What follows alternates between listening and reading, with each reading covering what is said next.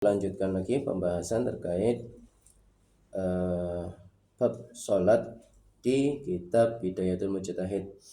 Sekarang kita masuk ke hukum makmum ya terhadap imam. Kemarin kita sampai di tempat berdirinya makmum. Sekarang kita masuk ke sholat sendiri di belakang shaf. Tapi sebelumnya ini ya, tambahan terkait pertanyaan kemarin itu ya. Sholat berdua bukan mahramnya. Itu kalau saya baca di buku panduan sholat nggak ketemu ternyata ya. Terus saya coba cari lagi ini, alhamdulillah ternyata dibahas di kitab Al-Muhadzab. Ya, ini kitab fikih dari Imam Abu Ishaq Al-Syairazi. Alhamdulillah sudah ada yang diterjemahkan. Dan saya coba baca-baca, itu ternyata ada penjelasannya. Ya, saya taunya kan makruh ya. Ternyata ada yang mengharamkan. Ini saya baca ya. Bismillahirrahmanirrahim. Seorang laki-laki dimakruhkan sholat dengan perempuan yang bukan mahramnya. Ya. Dalam kurung menurut istilah awam. Ya, jadi pokoknya orang tahu mereka bukan mahram, ya sudah makruh gitu ya. Karena Nabi Shallallahu Alaihi Wasallam menyatakan tidak boleh seorang laki-laki berduaan dengan perempuan karena yang ketiganya adalah syaitan. Imam Nawawi dalam syarahnya menjelaskan yang dimaksud makruh di sini adalah makruh tahrim atau haram. Itu dinyatakan haram jika memang berdua-duaan.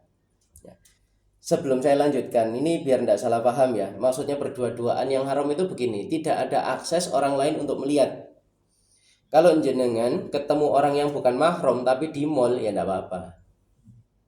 Ya, jenengan ketemu sama orang yang bukan mahram di taman yang orang lain bisa lihat, ya tidak apa-apa. Yang tidak boleh itu berdua-duaan yang orang lain tidak bisa akses keberdua-duaannya itu loh. Itu yang dimaksudnya.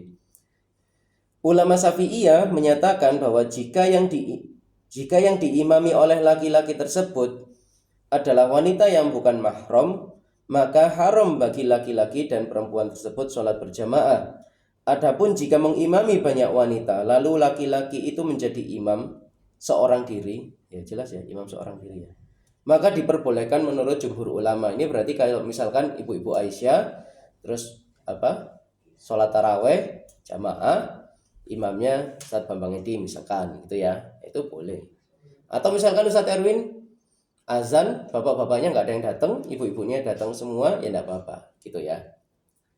Demikian pula menjadi pendapat ulama Syafi'iyah seperti yang dinyatakan oleh Ar-Rafi'i. Adapun hadis yang membahas masalah ini dari Uqbah bin Amir bahwa Rasulullah SAW bersabda, janganlah kalian masuk ke dalam tempat kaum wanita. Lalu seorang laki-laki dari Ansor berkata, wahai Rasulullah, bagaimana pendapat Anda mengenai al-hamu, yaitu ipar? Beliau menjawab, ipar adalah maut. Ini bahkan sampai ada dalil yang mengulang ya, ipar adalah maut, ipar adalah maut itu ya. Ya berarti sholat sama ipar pun tidak boleh gitu ya, karena bukan mahram. Wallahu a'lam bishawab. Hadisnya riwayat Sahih Bukhari 4831. Ini kalau panjenengan suka baca yang begini ya, itu saya punya rekomendasi namanya hadis soft. Nggak bisa di HP, harus di laptop. Hadis soft itu enak cara bacanya, jadi kita bisa ngeruntut dalilnya ini tingkatannya apa, hasan kah, sahih kah, itu hadis soft namanya. Baik, kita masuk ke sholat sendirian di belakang soft. Bismillahirrahmanirrahim. Para ulama berbeda pendapat mengenai seseorang yang berdiri di belakang shaf sendirian. Ya. Yang pertama, jumhur fuqaha berpendapat sholatnya mencukupi atau sah. Sementara yang kedua, menurut Imam Ahmad, Abu Thawr dan ulama lainnya berpendapat sholatnya batal. Ya. Sholat shaf pertama sudah penuh, terus ada orang datang sholat sendirian di belakang, sholat sendirian, maka menurut Imam Ahmad ini batal. Nah, kok bisa berbeda pendapat? Karena terdapat hadis dari Wabisa dan apa yang dilakukan oleh penduduk Madinah. Hadis yang dimaksud adalah tidak sah sholat orang yang berdiri di belakang shaf secara sendirian. Jumhur ulama berhujjah dengan hadis Abu Bakrah yang mengisahkan bahwa ia sholat di belakang shaf sendirian. Namun Rasulullah Shallallahu Alaihi Wasallam tidak memerintahkannya untuk mengulangi sholatnya. Rasulullah Shallallahu Alaihi Wasallam bersabda, semoga Allah menambahkan kebaikan untukmu dan janganlah kamu ulangi. Ini saya pernah dengar ceramahnya salah satu ustadz yang membahas ini.